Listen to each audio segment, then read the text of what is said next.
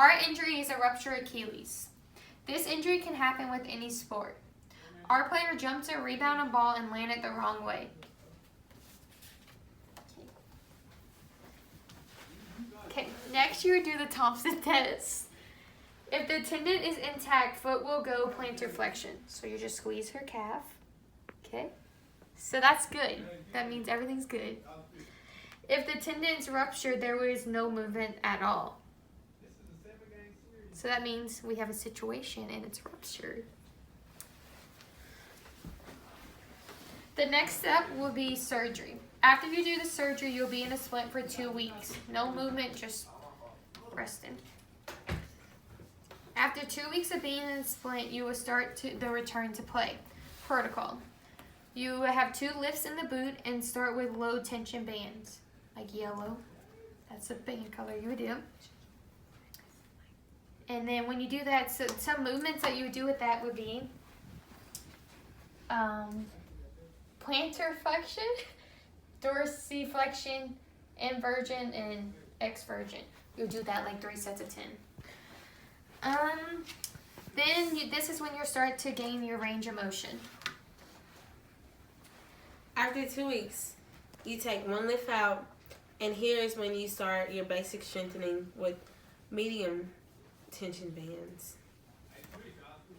After another 2 weeks, we will advance to no lifts with a high tension band, which is also basic strengthening. It helps with range of motion when you're stepping and walking. After 6 weeks, you have your doctor checkup and your boot is removed. You are cleared to do pull workouts starting at your first week at chest level water. You will just do calf raises. Second week pull workout, the water will be at hip level and you will continue to do calf raises. And squats are optional. Third week, no water. Still calf raises and you're still working on basic strengthening. After no water, you will continue with jogging. This will work on your proprioception to gain awareness of the position and movements of the body while improving your balance. Next, you will move on to advanced strengthening by using weights with calf raises. This will just help with strengthening your calf muscles, your quad muscles, just to help movement in the leg. Continuing with rehab, your next step in the pyramid is plyometrics. This would be box jumps. You want to start with low heights, then you can rise with there's a lot of different sizes with box jumps. You can honestly go from the lowest to the highest, whatever you may have in the training room or what you may have available to you. Next is functional rehab.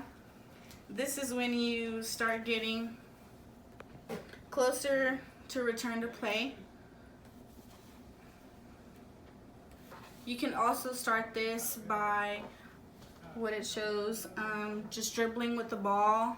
You can also do like more slight jogs across the court or around the court. You can also do just like some cuts, slight cuts. Last is more sport specific. You start this process with working post moves without defense. Without defense is so that you can gain your movement, your skills back. And then during this step of the pyramid, you can start running. And after being able to run, you can gain defense. Being able to run as fast as you can grow your speed. And then just with defense is when you return to play.